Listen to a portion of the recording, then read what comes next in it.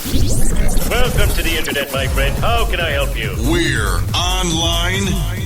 All systems go! And in your face.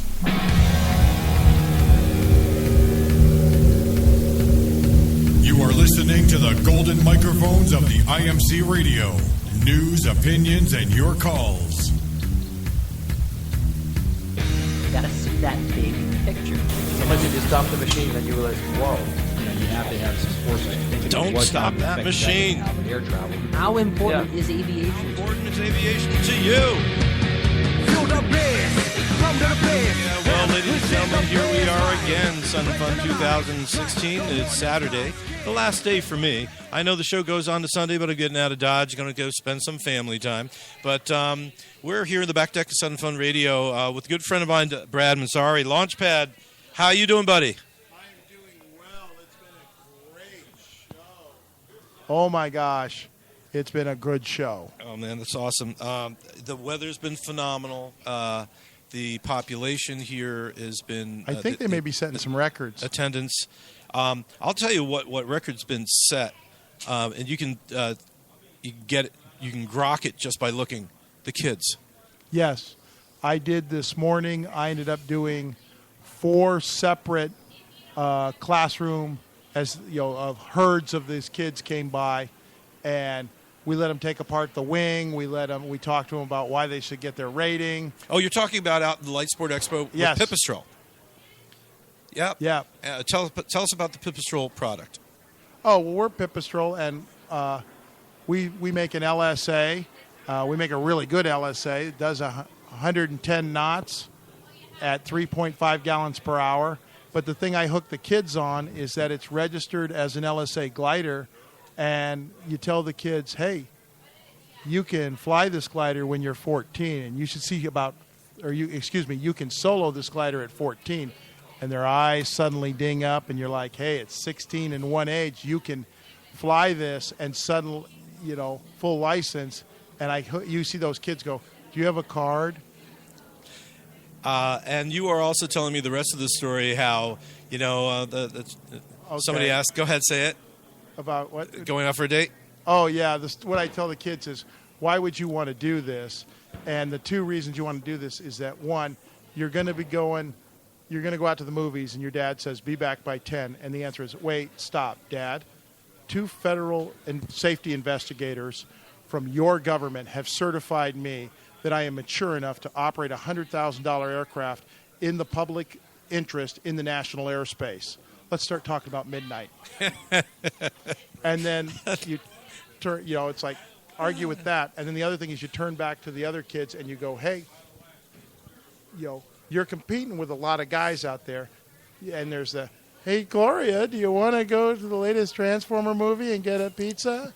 And you're going to be, hey, Gloria, you want to fly down to Sebring for lunch, and on the way back we'll overfly Universal Studios and take a look. Well, and parents like daylight dates. They like daylight dates. Yeah, no kidding.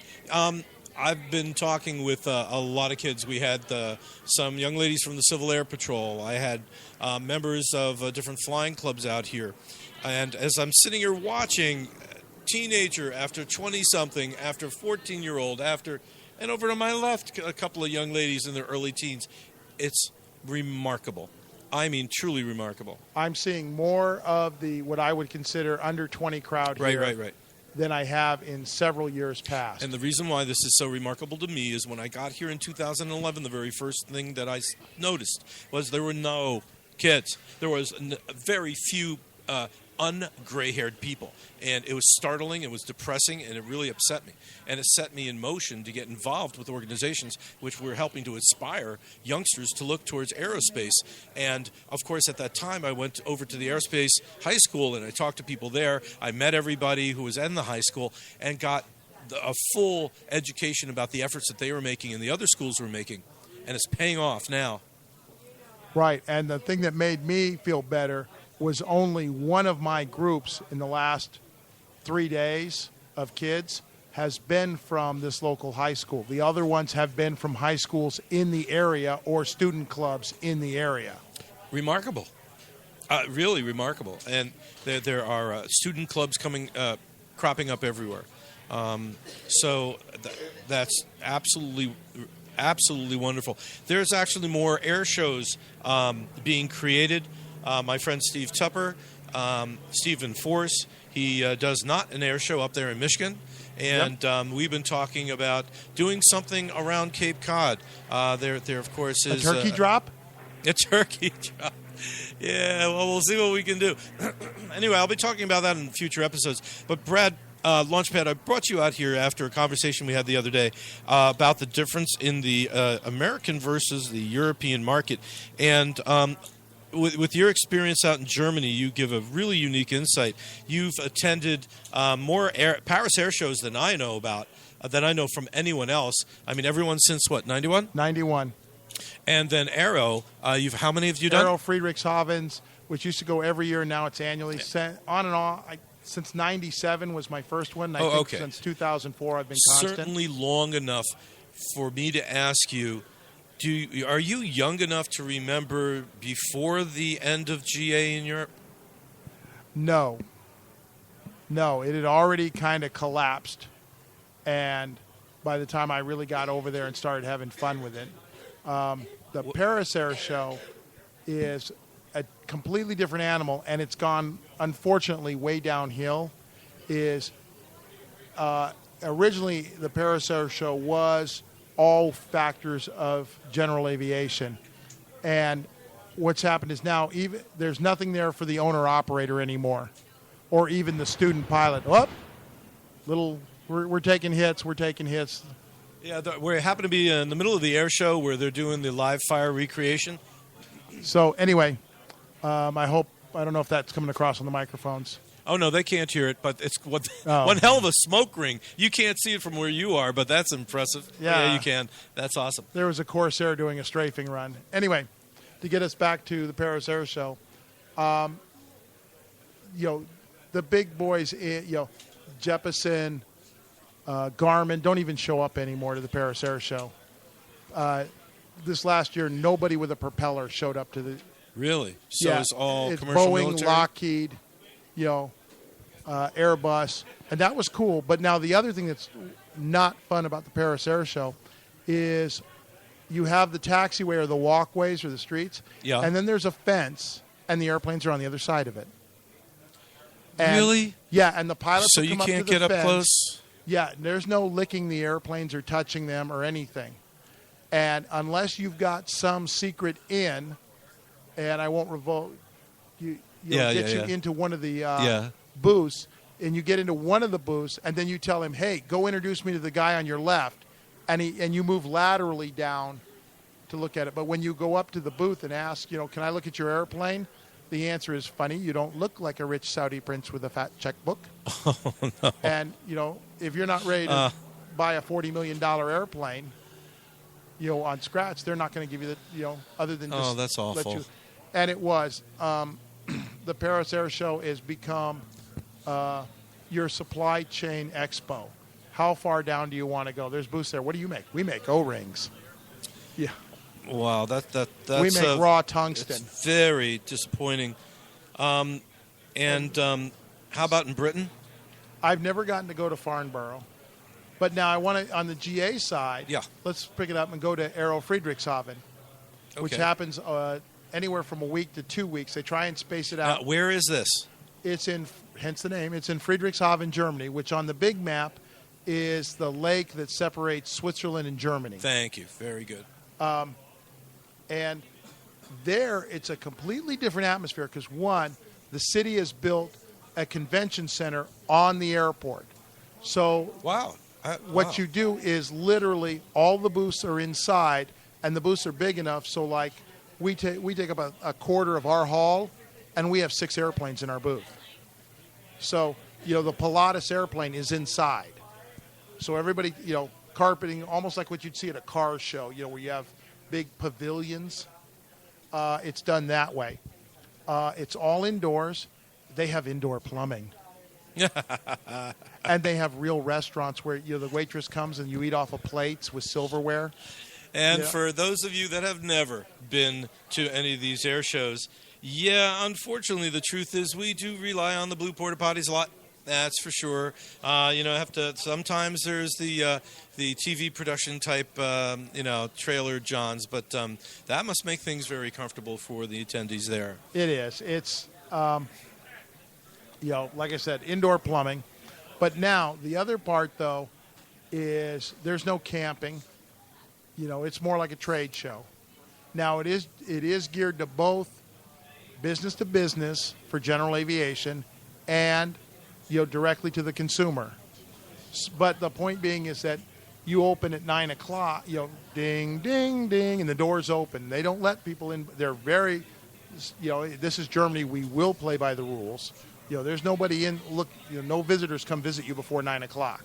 So you get in at Which is 8. a real blessing, having worked Yes. trade shows somewhere. These looky-loos come by and they ask you a million questions while you're just trying to set up. Yeah. And here at this show, this very show, Brad, here I am, trying to set this up. I'm a one-man show. By the way, Sun and Fun Radio, in the front, they've got a whole team, a whole group of people, producers, engineers, hosts, managers, what have you. Back here, it's just me. And people come in, and they're bugging the heck out of me as I'm trying to get things set up, so it's been really difficult. I'm still trying to chamois all the morning dew off the airplanes.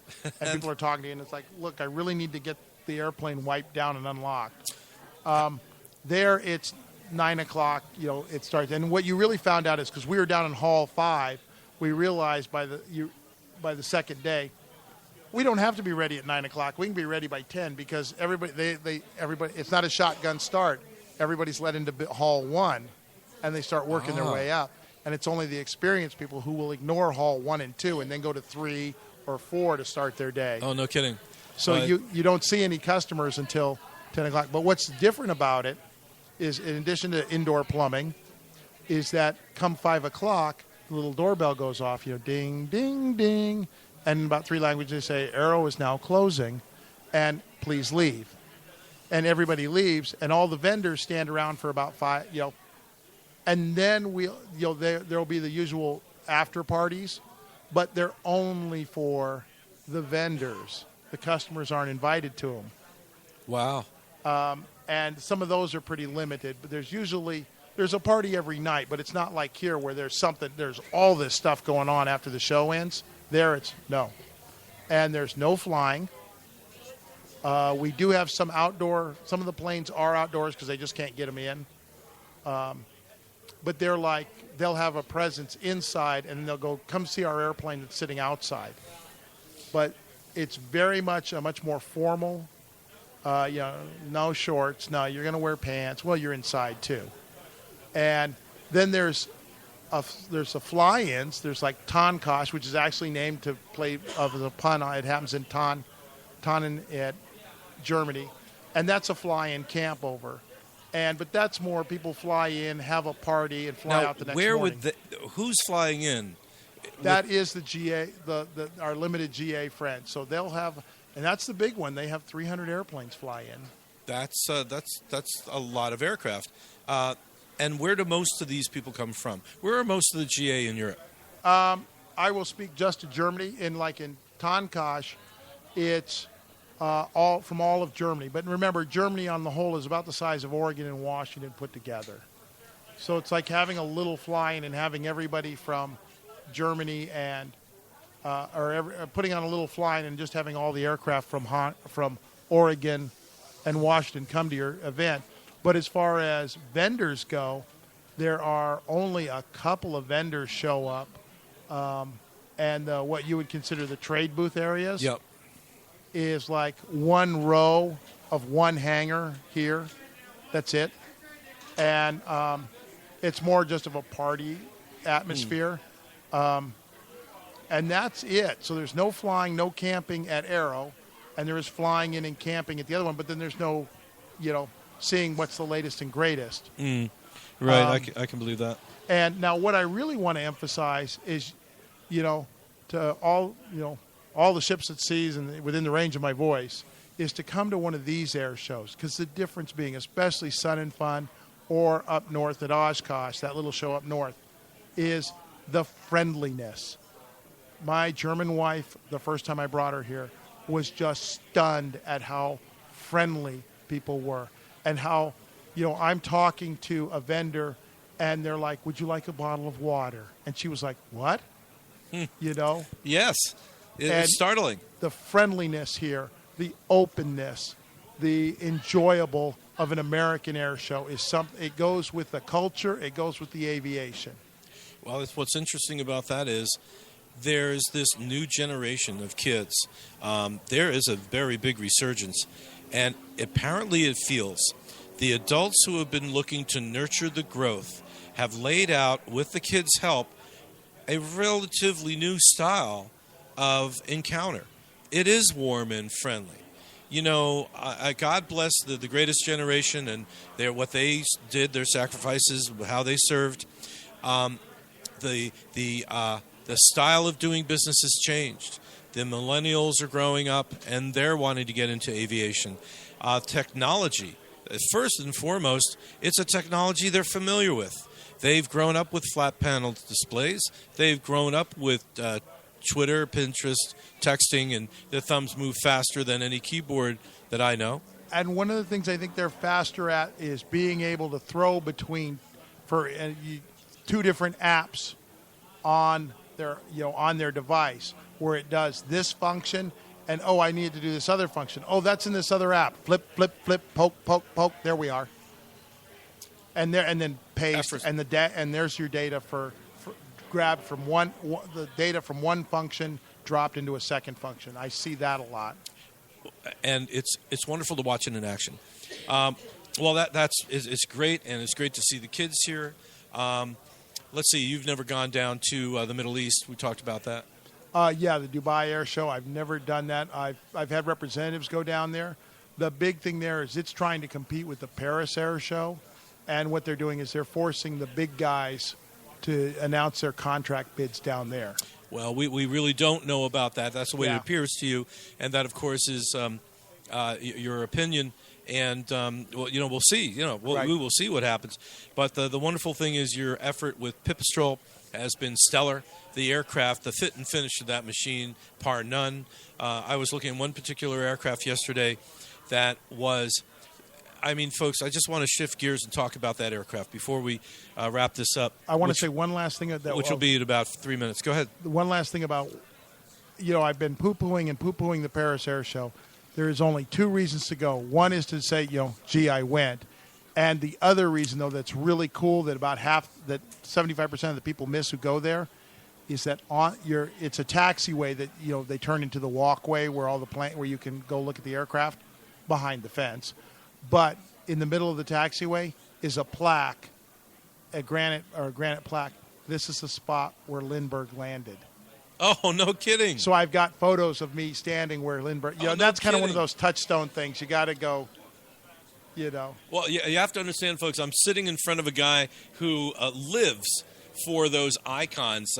He and I happened to be at Oshkosh a couple of years ago and met a friend of mine, Kermit Weeks, who gave us a cart ride into the campus after hours.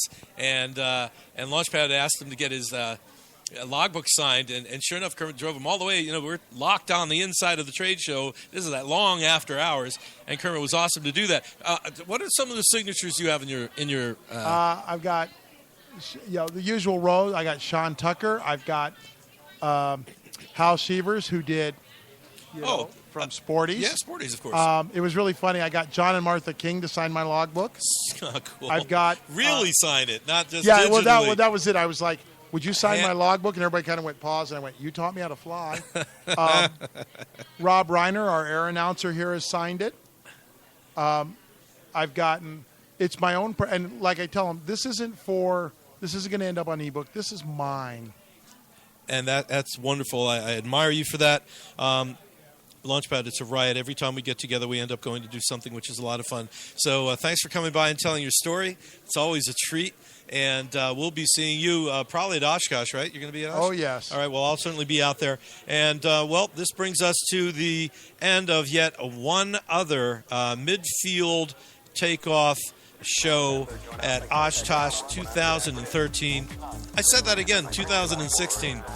I wish you all well. Read back incorrect.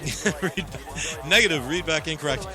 All right, from the golden microphones of the IMC Club at Son of Fun 2016, this is Howie wishing you the sun in the face and the wind to your back. We'll see you next time. Is that what you're looking for?